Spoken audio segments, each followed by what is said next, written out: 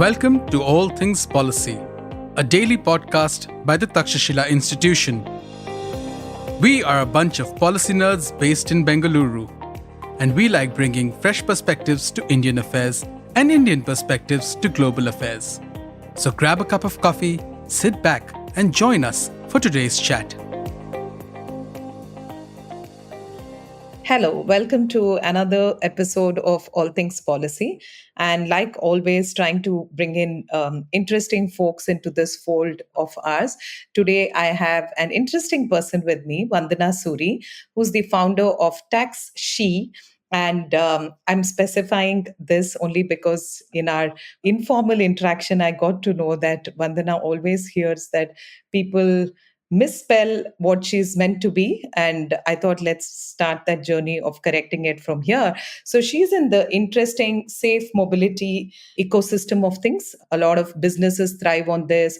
A lot of women are stepping into it slowly, but there's a bigger agenda for this conversation. For us, we're going to figure out through the Samaj Sarkar Bazaar framework, how do we tackle the issues of women being in jobs that are related to mobility? And again, the critical component being safety in the center of it. And a lot more that will come with the participation of the society, the innovation from the markets, and of course, the government intervention too. So, Vandana has almost had like a decade of journey exclusively in this space. And thanks, Vandana, for being here. My honor to be there. Thank you for giving me this platform to voice my opinions out. I think the kind of data and the work that you have done, I think it disrupted everything in the last 10 years and not many players yet. So I think it's important conversation for all of us to begin and nurture too. So Vandana, let's get started with the macro level aspects of it, right? So we've been talking about jobs deficit for the longest, and I'm particularly interested in female labor force participation rates. So while I had interacted with you in the past in an informal way, I was very curious to understand how are you building this ecosystem, and especially working with women, I would want to understand how do you go about this? So, straight and simple, if you look at it from a woman's point of view, okay, her reaching the job is a very important aspect.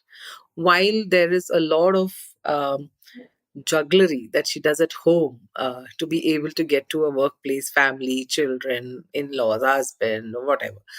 There is a lot of social jugglery that is being done. The other very important thing is her safety when she goes to the job. Even the family needs to feel that, the lady is safe when she's going to the job, right?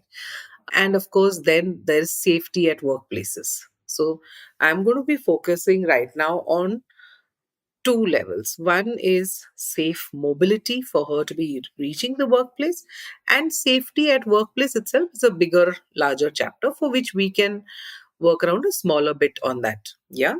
Now, when it comes to moving safely as women, every time we go and use any kind of a public transport, we're actually got our antennas up all the time. Who's looking at me, what's sometimes something like in a Delhi metro when I travel, and I'm somebody who can really my body language is like I can beat you up kind of thing. Okay, I'm an aggressive person. I tell guys back off, but in spite of me being the person I am, and I'm not in any way timid, I still sometimes in a Delhi metro, I have to check myself if I'm wearing all my clothes or not. These thoughts actually cross my mind. I mean, what are people looking at? Now, just that bit of moving, maybe an hour or 2 hours to your workplace itself is so edgy as far as your safety is concerned. And then the workplace has a lot of other political stuff to be managed. So, safe mobility is a very, very important and critical portion to increase the women in the workforce. I don't think it can be discounted at all. We are overlooking it, if we are not thinking about this. Whatever you do, you may have a lot of lovely policies, etc. But if this piece is not set right, there is no going to be increase out here. All right. Okay. So that's getting to workplaces. Yeah. I also see a huge potential in you just creating avenues for women to be part of a system where they have jobs, right? It need Yes. not always be a corporate sector or need Yeah. not always be a manufacturing unit, but you've tried in your own way to make sure jobs are available for people. So I'd love to hear about that, Vandana. So industry, any industry, let's look at just a simple industry. It has a lot of moving parts. It never has just one layer of a job, right? Um, education industry will have a teacher's job, a principal's job, a management job. There are a lot of things, somebody who's creating content. Now what I am trying to create is a replication of the education industry as far as women are concerned. If you look at it, many years back, women were not allowed to go to school. We were not allowed. And then, one lady, Savitri Bai Phule, she took up the baton and she said, you know what, I'm going to start a girls' school. And it must have been extremely difficult for her. I'm going a little bit into a story thing because I want to compare this. Now, it must have been extremely difficult for her to be telling that, you know what, I'm going anti society and I'm going to have a girls' school. But she started that revolution then, because of which you, me, and a lot of other women around us, I barely know uneducated women right now, but most of us that we know are educated, at least basic education is done. Not only that, so many women joined the education industry. It became such a snowballing effect that today education is practically dominated by women. So this change happened because so many women joined this industry in little pieces and pieces. And that's the same kind of impact I feel is needed in the mobility industry as well. Today, when we talk of mobility, everybody's talking of cars, batteries, electric vehicles, fuel, everything. But honestly, go and read a LinkedIn or go and read anywhere who's talking of women's safety. There is barely a conversation around there. So it's important for women to be part of this industry to really change it and make it better for all of us, because obviously we are the ones who are the direct impactees of this. So what we've done is gotten multiple layers of women coming into the industry. We have women who are from the marginalized communities, whom we train in professional driving 4 to 6 months. These girls in turn then get hired by us to go and drop children to schools and tuitions. They're like alternate moms dropping kids to school. Taxi is just the dabba around what they're doing, is just the box, it's a Right. container, Yeah. right? Mm. We have women, these same women go and drop women to offices, workplaces, late night airport drives. So that is one leg of women who have a career in this. The other bit is now we have women coaches who go and train women how to drive, right? Uh, Even when I go to learn driving and there's a man sitting at this close proximity to me, I'm worried, I'm scared, my antennas are up. Where is his hand going? And so again, we are making it safer for women clients as well as the women coaches. So then we have teachers, women teachers who are teaching women how to drive coming in. We have a lot of women lost their jobs in the pandemic. The middle segment and the upper segment of the corporate world, very difficult to get back work again. Many of the women want to get back to workplace after a long break of having children, but the workplace is not ready to accept them, or maybe they're not equipped enough technology wise, etc. But if she knows how to drive, she can actually become a business partner with us and set up mobility, training women to drive, hiring coaches, getting the cab structure. uh, Interestingly, there are also women in the corporates who said, you know what, I love what you do. How can I get involved? So I incubate women in the mobility industry so that somewhere, that awareness that this industry is coming in, and people, I get my spokespersons outside, I get my brand ambassadors talking about us outside and enrolling one woman at a time into the industry. So it's like weaving. It's right now, it's like take one thread, take 10 threads, and weave this structure together. And that's what we're doing out here. Okay. I'm glad. I'm sure when you got started, incubation would have been a far-fetched thing, right? So Yeah. just being able to pay it forward in a way is such a beautiful thing to have, right? I mean, Yeah. at least telling people, okay, here's somebody who's willing to invest and help you get past Yeah. that hurdle. Okay. So give us a little bit of a peek into how these 10 years have been and what's transitioned and what's really, happened in terms of the not just safe mobility, I would say, in the mobility industry itself. Like, you have seen women probably in automotive showrooms and the industry itself, right? Yeah. If you can just take us through this last decade from your view alone, Vandana. So this last decade has been like evolutionary for us also. We it's been like it's like an onion actually. You know, it's one layer after the other which are coming up, which we are also discovering. To be very honest, we are learning by the day. So started off with cabs, then started off with trainings, then started off further with partnerships with women. Started the incubation, like I mentioned. A very interesting bit was the car dealerships, the automobile dealerships. And as I was exploring partnerships there, I realized that most of the car dealerships, the saleswomen, okay, the front end saleswomen who are part of the dealerships, actually didn't know how to drive. So they were selling cars as pure models, if I would call it, or just as a packaging. But they didn't know what it is. What is this turning radius is, and what is a torque, and what's the power of your vehicle. So I was like, I think this is their work. They should know about this work, right? So I started speaking to car dealers as to, could I train your women for you, your women staff? Could I train them to drive? Because then when they go with the conviction of what they're selling, they're obviously impacting much more. Secondly, as far as sales decisions are concerned by customers, we are still in that segment where men take the car buying decision. The woman actually, it's such a sad thing, but women usually go to select the color. you know Many a times when even the test drives are done, many women don't know how to drive, so you're just sitting in the car. But tomorrow, when you learn and you're going to drive that car, you don't know if it's fit for your body contour. Is your leg going to reach the clutch? Is your steering going to touch on your, chest or whatever, right? So, how are you selecting? How are you part of the selection process? So, this is where two things happened. One was when the woman salesperson is equipped to drive herself, she is sending out confidence out there to the Yeah. women clients, Hmm. the ones whom we have not tapped in, only the industry is still tapping the men. Now, there is a Yeah. huge untapped. So, this is opportunity for the car industry, right? To be tapping Yeah. the women segment now. What makes a woman buy a car? She's actually inspired by another woman driving that car. So she says, oh, this lady can drive this car, then I can also do.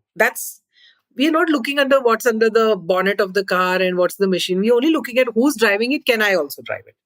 So that's the first Yeah. level of decision making that happens, right? Even where men are concerned, if they're watching a woman salesperson drive this car, that Shah Rukh Khan moment, stepping out of that car, the visual impact that it has on this man is that, okay, if this lady is able to drive it, my wife or my family member will also be able to drive it. So that's decision making that's happening. While decision making is happening, there are women clients who will soon start getting influenced by this woman and start driving, which again becomes safe mobility.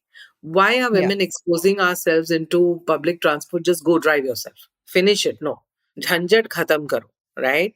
So invariably, this is how the cascading movement has started moving. So we've had a couple of dealers who've kind of bought into what we are saying right now. This itself is a beautiful movement that is happening. So we have Pratham Maruti and we had Ravindu Toyota in Bangalore who have joined in with us right now to train their women staff. And what I really look at this is more of on the point of male allyship. Okay, we have a lot of men who also say that they want to be involved in the safety bit and everything. And while there is this gender war happening at the bottom, but yes, there are people who are consciously, and this is a very continuous male allyship that is coming, right? Most of the dealerships are also run by men, and they're biting. So I think this is the time for a social change that is happening. Yeah. We're also tying up Yeah. with the dealers now and trying to see if we can bring more women in the sales side on a consultancy level. So there are, I call it as women with experience. Somebody like me, I may not be fit for a early entry line job of a salesperson, but I could refer cars to the women segment. I know my friend circle, be able to inform them as to, this car will suit you. My experience, right? I mean, so many years of driving, and it's comfort for somebody else. So we are also trying to build up an advisory level of bringing in cars. This is actually going on even globally right now. So it's Mm. interesting the way the industry is developing at this time. Can I share with you what's happening in the UAE? Yeah, This sure, is, Vandana. In fact, I was coming to it. Any good examples will be yeah, useful for us to relate and replicate, maybe. Yeah, yeah. go ahead. So I was given to understand from our mentor, Mr. Vinay Piparsania. He was the executive director of Ford, and he brings a lot of mobility into what's happening around the globe. And he mentioned that in the UAE now that women are allowed. It's a sad thing to be using that word allowed, but the women are allowed to drive cars, and the segment has opened up. So car dealers and manufacturers, like really high profile, somebody in a Porsche level and stuff like that. What they are doing is that they are sending the test drive cars 15 to 20 days before the sale to the guys' houses so that the women can get comfortable with the car. And that is what is effectuating sale. So it's no longer a One. 2 hour, or a Yeah. half an hour test drive. It's a good 15 days getting women comfortable on their car, possibly getting them to learn driving on that car. And then that is converting into sales. So, very consciously now, the segment of pitch for Yeah. mobility has changed. And it's very woman Yeah. friendly, I would say. It's beautiful. And Yeah. Yeah. it's a matter of time before this kind of thing starts in India. I mean, everybody does catch up. Yeah, yeah, truly so. And in fact, the thing that you mentioned about allyship, right? I think a lot of times women feel that confidence and the being able to independently get from point A to B, right? A lot of times, there are restrictions at home because saying that, oh, you're going on a two-wheeler, it's not safe. So then you don't get a cab sometimes. Then you're like, okay, let's ditch the plan. So never ever, I think, there'll be an instance of not being able to go somewhere purely because somebody needs to be driving the person across, right? And a lot of times it's also an extended family of elderly folks or little children who need to probably taken by car for whatever reason. Sometimes it's health, sometimes it's just safety, it's raining, all of that. So I think the kind of freedom and independence that mobility brings into the fold of just women being able to not just drive. I also feel two wheelers add a lot of confidence, Yes, right? Even somebody being able to get onto a cycle to begin with and then absolutely. being on her own in on a two wheeler is quite an empowering one. And I don't know if you have any data points on these fronts, Vandana, just the how it impacts the GDP and even just the sales of these two wheelers and number of women driving out there. So, one thing which I read in a report by the United Nations, okay, Hmm. was that women mobility, like, a simple thing like a cycle is Hmm. so important for Hmm. girls to even get to their schools and colleges, to get educated. That has become Yeah. a necessity. So, Right. mobility is a necessity, right? Whether it is going to schools, colleges, workplaces, getting out safely on your own has become a necessity. It is a necessity. Right now, it seems to be a luxury, but Yeah. that's the world we live in. On the other hand, I don't have too much data on the two wheeler segment, but in the Hmm. car industry, Hmm. from the conversations we've had with some of the dealers, um, I'll tell you. simple thing, the number of women buying cars versus the men Hmm. is a mere 7%. Oh, okay. That's 7%. dismally low. That's Yeah. it. The other Hmm. data that we have seen is and since I'm in the driving training industry now, we did this simulation of data from various points. Okay, some websites got together. Hmm. And stuff. Hmm. Now, we realized that in India, driving schools were doing a business cumulatively reported numbers of about 2,200 crores a year. Yeah. And when we spoke to the dealers, we realized that, 70% of the customer base in the driving schools are women. Mhm. So 70% of this 2,200 crore revenue per year is coming by women. Hmm. And when we actually started this search to see how many women trainers in the country for these women, we could Hmm. barely find 12, 13 across the country in this 133 crore population. Whoa. That's all we could identify. Now, Hmm. interestingly, so 70% of 2,200 crore revenue comes from women, and then we are told women can't drive. Like, Hmm. Hmm. seriously, what's lacking in the system? Okay. Hmm. What is actually lacking in the system is the comfort to learn. Okay. Again, when we are sitting with a man right next to us in that close proximity, managing Yeah. the steering, managing the brakes, managing the gears, we are at our wits' end. Are we looking on the road or are we looking at this man? We are constantly in the defensive mode. And look at the impact it's having, where literally 7% sales. 70% get into the driving schools, but only 7% convert into sales. There's a huge something that's missing out here, and it's I don't Yeah. think it's Yeah. anything to do with technical stuff. It is totally to do with our emotional state when we are learning. So that's very important to have women coaches in the segment, to bring that Yeah. confidence, to get them to drive, to become safe. Invariably the multifold of safety Perfect. starts at that very, very basic point. Yeah. And I think just the fact that, once you own a car, maybe you're more pushed into learning it also, right? Like you might have gone to a driving school and it gives you some sort of familiarity, but there's a lot more you need to do with practice, right? And I recall a conversation where you said people always say, why are you spending so many hours of training?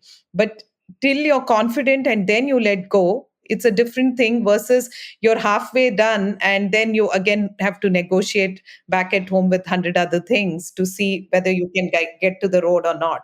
It is a life skill. How can you? So, first of all, learning in a driving school with that extra clutch and that brake which they have, I don't know from which zamana this is going on, but honestly, that's like learning to ride a cycle with the side wheels. How long can you drive? You can't.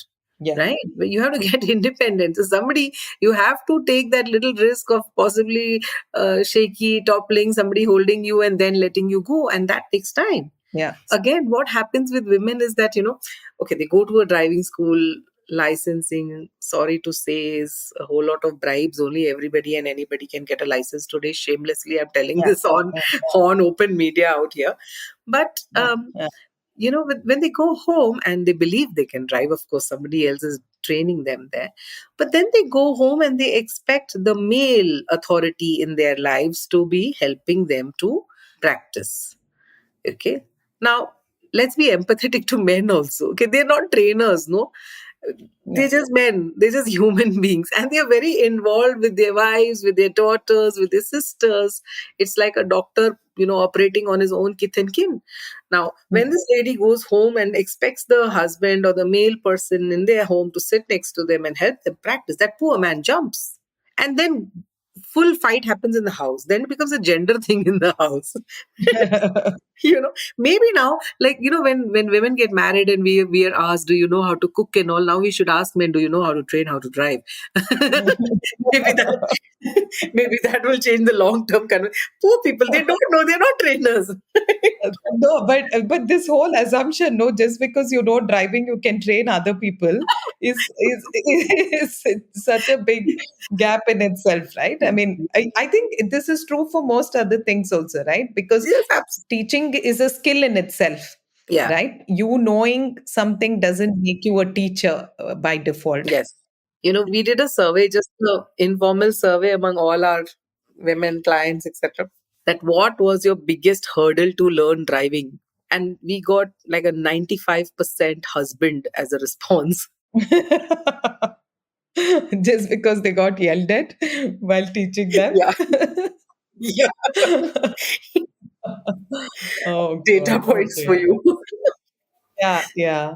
Also, I wanted to extend this thought a little further. So, are there collaborations which happen like outside, like across countries? How are other countries doing on women's safety and just the mobility side of things, Vandana? So, a little background. Taxi got a World Bank Award in 2019. Yeah, Hmm, this was under SDGs and her 2019 hmm, contest. So we were hmm, exposed a bit to the international what's happening, and we also got a UNDP award in 2023. Now, what I understand from visiting and talking to these organizations, this segment is called as gender segregated transport. The need for gender uh, women driving women and what the world is doing. And I believe the numbers are literally across the globe still in 2 or 3 digits.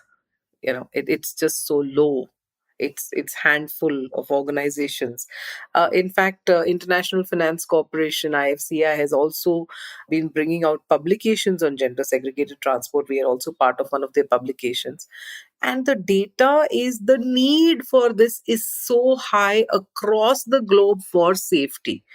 you know Surveys done extensively, and the systems are very, very less, the players are very, very few across the globe. hmm, Again, it boils down to who is the service provider. Is she a woman, and is she just a resource in a cab industry, or is she also safe? So I'm an hmm, ex investment banker. I became a taxi driver myself to understand what was working at the ground level and not working. I became the first coach. So as an entrepreneur, you really get under the skin of things to understand why things are working. And when I was a taxi driver and I was driving, I was worried about my own safety first. Who am I driving in the car? Not all men, but which men? hmm, So hmm. I'm scared about carrying a man in my car. So that's when I realized, okay, I cannot be driving men and I cannot be at the edge all the time. Secondly was, toilet facilities. Where am I going to get a washroom? And it's so dirty in India everywhere. So sanitation was a big issue. Third was, as women, we are the first line responders to anything that happens in the family. We are the ones who run.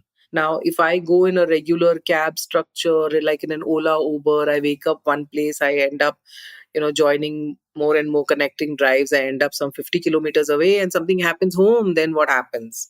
So the ecosystem of mobility right now is not conducive and welcoming for women. The ecosystem has to change to bring them into the system. Not that they don't want to, but I Yeah, can't be a whole year and 2 years in a workplace where I'm constantly agitated about when do I go for a washroom or go home, and am I unsafe? So this is like a different soil that needs to get created. You can't put the same seed in every single kind of soil and expect it to flourish. Some yeah. plants will need separate soil. That's where the ecosystem needs to go through a change. Yeah, interesting. But I do believe that, at least with some changes, like I know a friend of mine struggled with just going to a driving school and not picking up driving to only realize that in terms of average height, she's considerably short in that sense. So her feet used to never touch. And I think her confidence just Yes. shot up. Once she put a pillow and she adjusted a few things, then she realized that it's workable. So she said it might seem very obvious for somebody to say, oh, why didn't you think about it? But she said, you're already overwhelmed with these things, especially with the manual gear system and everything. You're trying to figure out, how is a half clutch and everything else working. In that midst, she didn't put a thought to it, but she said it would have been useful for somebody to guide me, that given the kind of height she is, if somebody had given an external input, then her confidence would have been much higher to begin with. Right. I think Yes. a lot of these things are also stories which we need to document, talk about, so that, we are in this exercise of ensuring that more people are able to pick on driving. And I think just the fear that, okay, I'll go knock off somebody and all of that, at best, in a Bangalore kind of traffic, at least you might, of course, nudge another car, or you might, brush against something. But I know that these are meant to happen, right? And elbowed is there to indicate to another person, hey, watch out, I'm yet to get there, kind of a signaling is there. But I know that there's a lot that you also do in terms of ensuring self defense and some sort of training in how to manage that part, right, Vandana? Yes, we do. So, one thing which you brought about was, how uncomfortable cars can be for women. And so, there's that segment we have started, What Women Want, which is all about Yes. what suits a woman. It's like lingerie, right? You go and check it up, right? You just don't buy something Yeah. randomly. A car becomes an extension of your body while you're driving. So, first of all, the car has to suit you, right?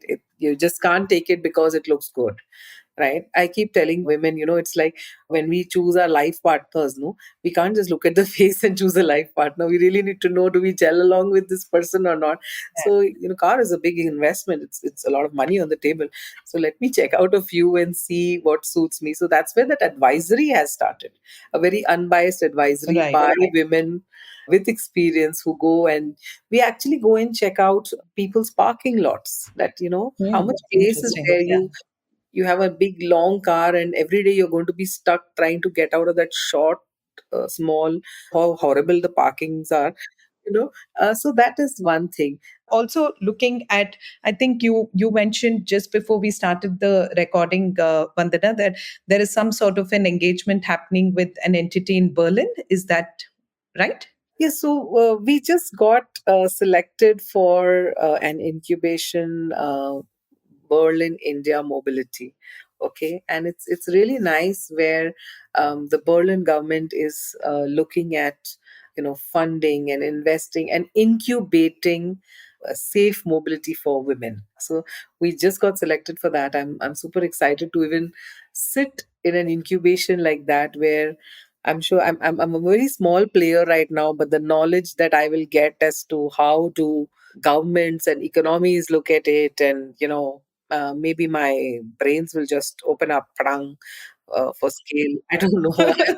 I'm glad that it's so local and international at the same time, right? Because it's a massive industry in itself. And in fact, I had a short stint with an automotive and an aerospace company, and my only goal there was to try and see how do we get women engineers on board. And then we realized that women don't even take mechanical engineering as an option, because most households still believe in the traditional format that it means you go to a garage, you have greasy hands kind of thing. And then you have to correct that thinking early by the 8th, 9th, 10th grade, saying that, hey, you will do cool things like fatigue and stress analysis. You will look at, how do you design cars, right? How do you make it compact yet comfortable, use the kind of materials that go into it, all of that. So we were able to kind of do like a sliver of a change, but I wouldn't say we achieved much, because that meant, changing that entire thinking about how this profession is viewed itself. So a lot of these opportunities also meant on site and things like in Europe. And a lot of people got first time, the tier 2 cities we had hired from, they got opportunity. These mechanical engineers got to go outside. So then is when we try to ensure that girls take mechanical engineering as a specialization that they could possibly interest in. Can I put a point to this? Yeah, sure. As a parent, so before all this hands getting dirty, etc., is considered, as a parent, if I have a daughter, I would be worried, am I sending my daughter to an all boys educational institution? That is the first point of like not encouraging only over there. Yeah, yeah, So the ecosystem the woman enters into, if it is not diversified enough, whether it is offices, whether it is colleges, education institutions, that's the first thought barrier stops there. Her safety is the first yeah, thing yeah, beyond the skilling and everything else. And that's why it's very important to have women led, women run, if I would call them Venus offices. We need more women. We belong to Venus, no. So, so, one more bit about this. What I'm doing right now is we literally have one man in the organization. We have all women in the organization, and okay. so we have one man alive. Yes, but Mm, you know. We have all women everywhere, but it's such a beautiful thing. It's like women coming home, giggling, laughing together, sharing, sometimes crying together. And it's a very nice, sticky, girly movement. You know, yeah. what lovely place to just come into an office where nobody's staring at you. You're not feeling threatened by anyone, by the, you know, I think we should change the chai wala also to a chai wali. You know? Yeah, yeah. Yeah. But I think there is comfort, especially I know that a nursing mother or a person who's had a late night flight, there's a lot of comfort in just having a woman drive you back home, because you can at least take that nap, sleep, I mean, Oh, peacefully, yes. feed a baby. So these are little things I know, people struggle with, and it's nice that you're in a space where you offer that kind of comfort. Yeah. And I'm sure Yeah. we will have allies, irrespective of Mars or Venus. Vandana, we'll create that. If it doesn't exist, we should. I Yeah, remember one day there was this lady who took my cab services, and I said, where, and I was the driver that day, and I said, where do you want to go? She says, I'm booking you for 4 hours. I said, yeah, okay, tell me where you want to go. She says, take me where you want me to take you. And I was like, mm, ye kya hai? So mm, she says, no, I have a feeding baby. She's just 6 months old. From the last 6 months I haven't gotten out of my house, and I want to just go out. I want to be able to feed this little baby. And we put those little those blinds around the windows. You get those ones being sold at the yeah, traffic signal. yeah, yeah, And I yeah. I just drove her mindlessly for 4 hours. Isn't that beautiful? Yeah, yeah. I think, see, also this thing of, I know when parenting comes, a lot of people, at least in India, shy away from using car seats and all that. I've used it, and I think it's a brilliant thing to just be able to drive and take your child along with you wherever you go. And most workplaces are also trying to, ensure that, it's okay to get a little child along. So at least some workplaces have this flexibility, which is good to have.